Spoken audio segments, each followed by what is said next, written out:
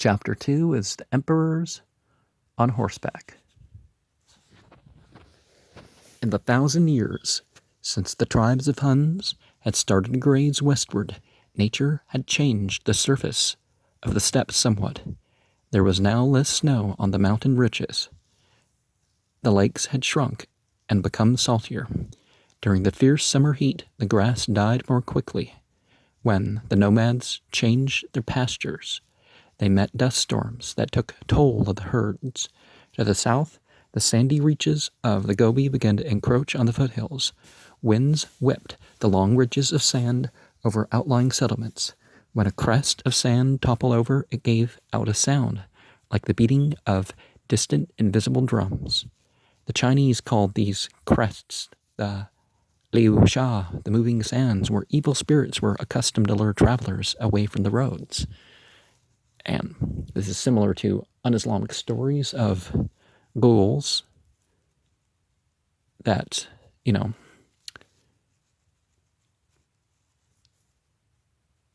physically hurt people,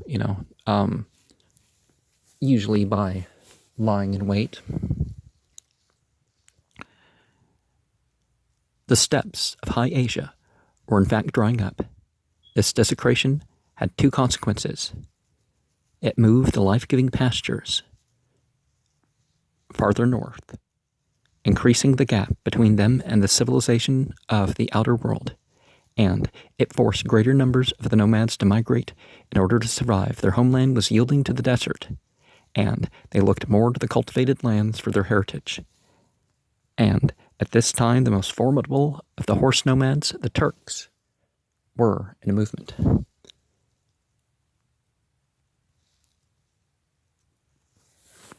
And I definitely have encountered places like this, like in Idaho and Utah, where the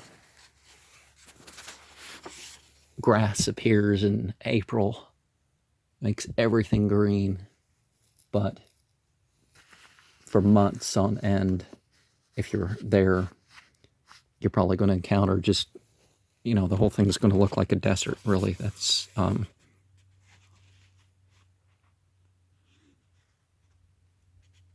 and the grass isn't going to be usable except for, its dry use, The adventuring of the Turks. The Chinese poet Li Ta Po called this new arrival the frontiersman, saying of him, that's a lot better sounding than barbarian, the frontiersman, saying of him, all his life, this man of the frontier never opens a book, but he knows how to hunt. He never draws his bow without killing. His whistling arrows can bring birds tumbling out of the air. When he gallops out into the plain, he calls his falcon to him. The desert knows his courage. Other Chinese made proverbs about this Turk. A Turk in the saddle will care nothing for his own father. And a Turk is born in a hut, but he dies on the prairie. In a physical type, the Turk came between the earlier Iranian and his eastern neighbor, the more savage Mongol. He was as tall as the Aryan and active. His skin, despite popular misconception, was white in contrast to the browner Mongol. Often he had reddish hair and light eyes, with strongly marked features and a hairy body. The round-headed Mongol had a broad, bony face and little hair. He caught and tamed wild horses, but he also owned camels, cattle, and a multitude of sheep. He even measured the years by the calendar of the 12 beasts. We see some of the oldest calendars, didn't have humans in their zodiacal round, and the basic. I've seen pictures and videos of caves where you had with the beasts and birds. Well, some birds are beasts, but what they did at different times of the year depicted, but nothing about humans. His women shared his careless vitality. They clad themselves in Chinese embroidered silks. Well, most of these did mention humans in one way or another, but they tattooed in the earliest time their throats. They were mischievous and bred many sons. Oh, I wouldn't say that just because they had many wives or many children. That's,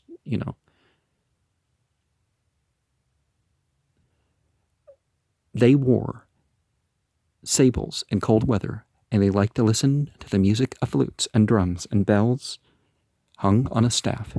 The Khagan of the Turks pitched his tent to face the east. Where the sun rises, the standard pole before his tent bore a golden wolf's head, and he called his guardsmen wolves.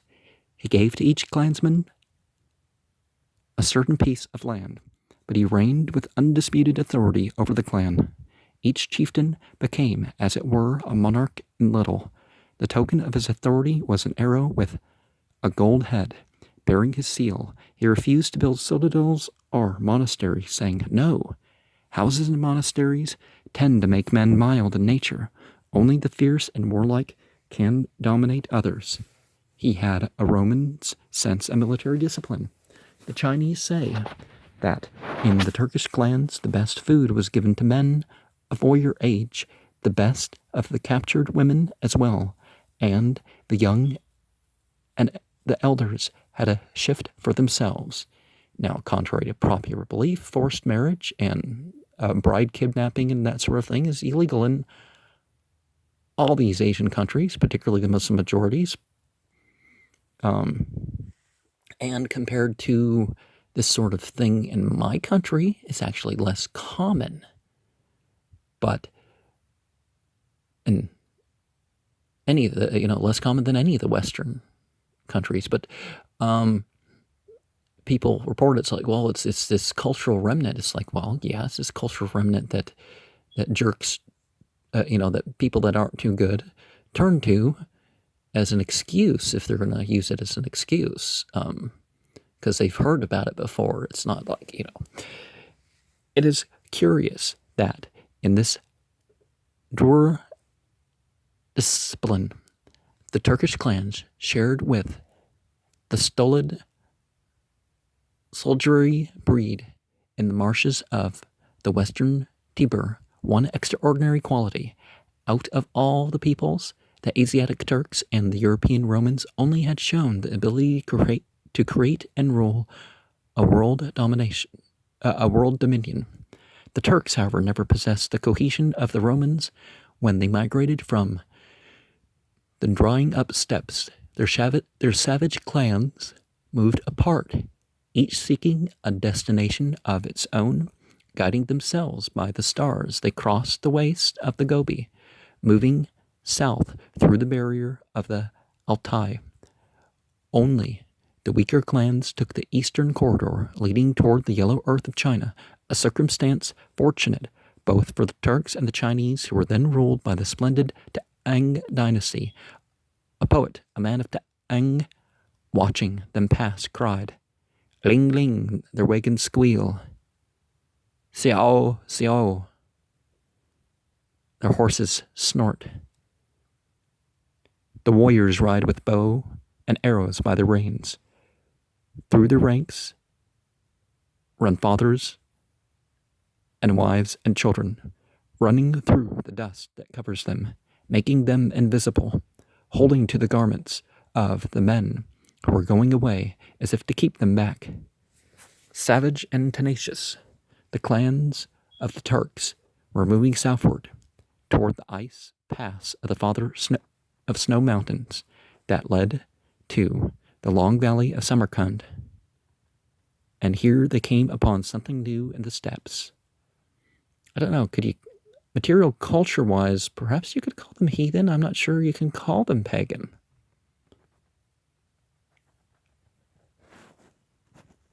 Pagan and heathen in the old Roman sense, pre-Christian, really had nothing to do with religious types. Certainly monotheists, polytheists, they didn't consider anything like that, or Mithric or not Mithric. Well, Christians were never monotheists, but, but they like to call themselves monotheistic religion. I like to call themselves an Abrahamic religion, even though Abraham wasn't a polytheist. He wasn't some ethnocentric Jew either. But, because Judaism is about the ways of this tribe, which tells you something. That's what I mean. The 5 cities. It was not altogether new. For some centuries, civilization had been penetrating the southern border of the Tibetan ranges to the foyer of the nomads. By slow degrees, a road had opened here across Asia, a road very different from the grass route of the barbarians to the north, of the frontiersmen to the north. It began at Tionghuang, where the fertile earth of China ends, a caravan track leading over the Gobi through the gray ghost of tamarisks, out into the blast of the wind over the dry clay, where the only water lies hidden in the ground, a track made by the pads of camels, plodding in line, laden with horsemen, riding at the head of their string, seeking a way through the dust, looking for the first green of the western hills across the wasteland, running past the oases of Turfan, along the line of hills to Kashgar, with its gardens walled to keep out the dust, up the winding trail to the shoulder of the Muztagata, the father of snow mountains, sliding and stumbling down the pass through rocks molten in the sun's glare, are coated with winter ice, down to the red earth and the water of the valley that leads to Samarkand, past the domes of Merv, where the wild birds come down to water, climbing through the dry grass, up to the long plain of Iran, Persia, where the camels plod straight to the setting sun, and a blue line of mountains stands on the skyline without drawing nearer or receding. The camels plowing through swift streams where no bridges are, heading to the west, going by moonlight to escape the day's searing heat in that dry air. Such is the Palu, the great northern road, the ancient silk route. By this, eastern silk was brought to the ladies of imperial Rome and Byzantium. Silk to be dyed purple at Sidon or Tyre, are sold with ivory and jade to the merchants of Palmyra. And the purple and the blue dye this time made something about 8 times the price of its weight in gold. And of course, the Silk Road that some of us heard about in high school is something completely different.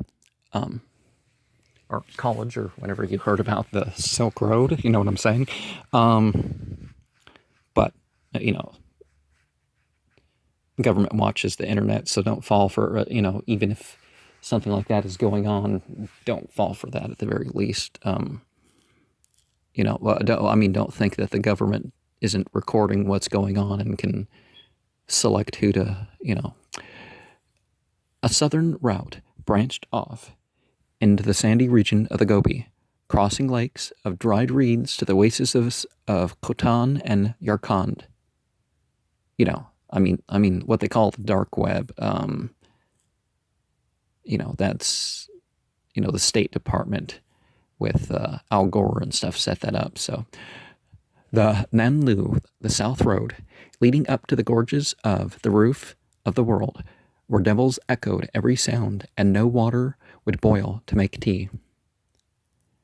Over the wind-swept Karakoram Pass of black sand, over the snow passes above the fir forest of Kashmir, the sentinels of India are through the highlands to Balkh, the mother of cities. Well, you can get water boiling at any height. It's just elevation does make a difference, and it also, there's also the difference of stuff going out around outside the pot that makes it harder for the pot to heat up. Through the highest smoke, the mother cities. Over these routes, a thread of trade has been woven between the sedentary civilizations of China and the cities of Persia, and the end of the sedentary Mediterranean world.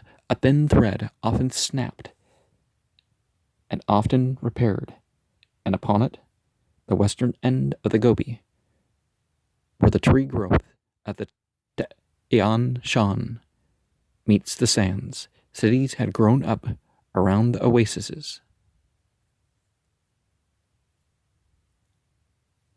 Cities had grown up around the oasis. Here civilization had developed.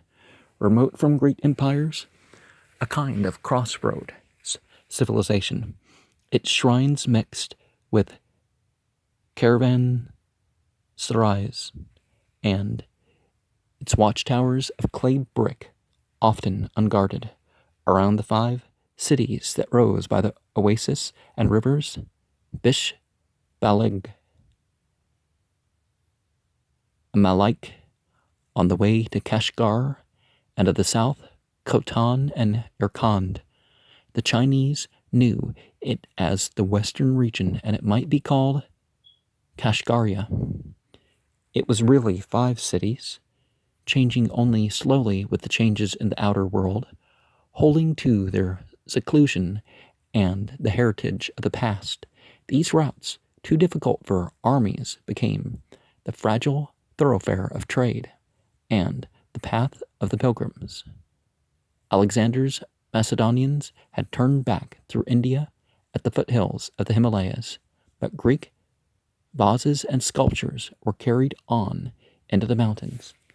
Red Buddhist bonzes followed, and Chinese disciples retraced their footsteps to visit the places sacred to Buddha and Kashmir. Persian artists arrived in the oasis with the caravans of Chinese silk merchants. The cities rose where the roads met. We know little about them except their names, but we are certain from the language spoken there that descendants of the wandering Aryan tribes survived on this hidden crossroad. It was here that they left their portraits on the walls of the grotto temples, perhaps painted by Persians. These wall paintings are like ghosts of remembered arts. A woman's figure might have been sketched in Pompeii. The draperies fall in Greek fashion about the Buddhist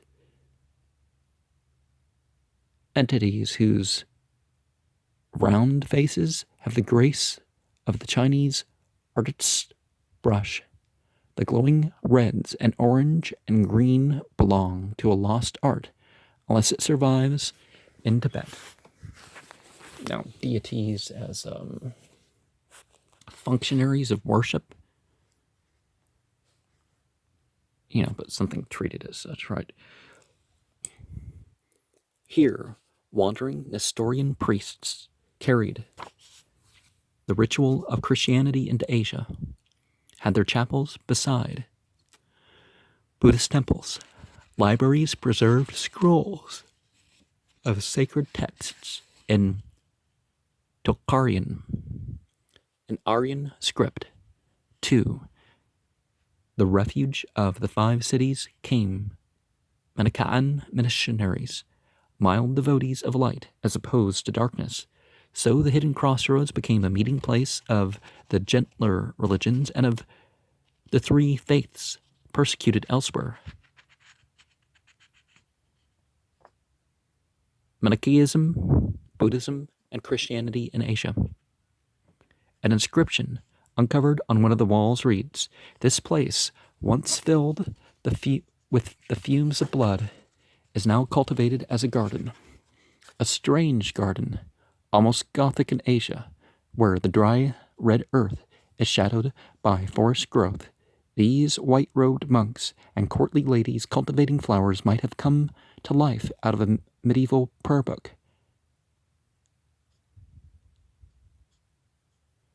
In fact, it is the legendary land of Prester John of Asia, often sought and never found by the medieval wanderers.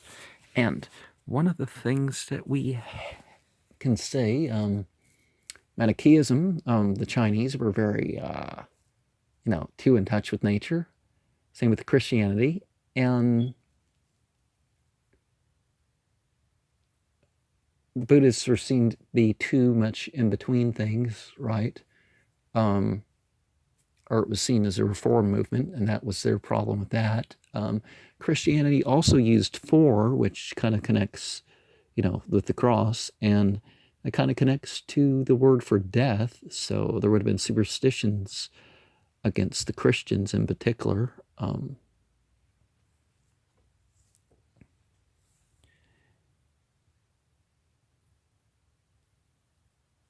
the northern steppes, trade did not penetrate, and the only art of the nomads was the crude ornamentation of gold clasps in the shape of animals, the silverwork upon saddles and bits, and the weaving of rugs. It was in the 5 cities that the Turks found culture at the threshold of the steppes.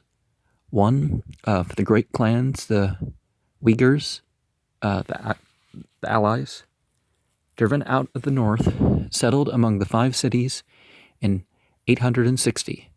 They were tall men who had been cattle breeders.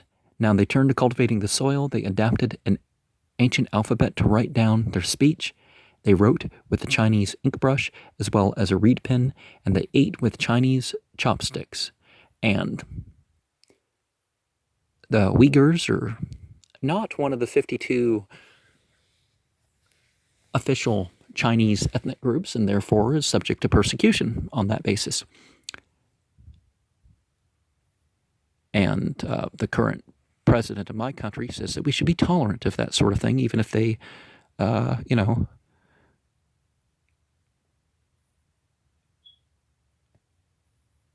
kill them to harvest organs, because they're a healthier group or something. Well, I mean, they figure out the healthy ones, but yeah, no. Just like I'm not accepting right or wrong, persecution because people's religion,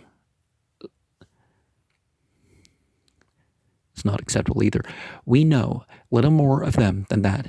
In this mid-region, they interbred with the descendants of the Aryans.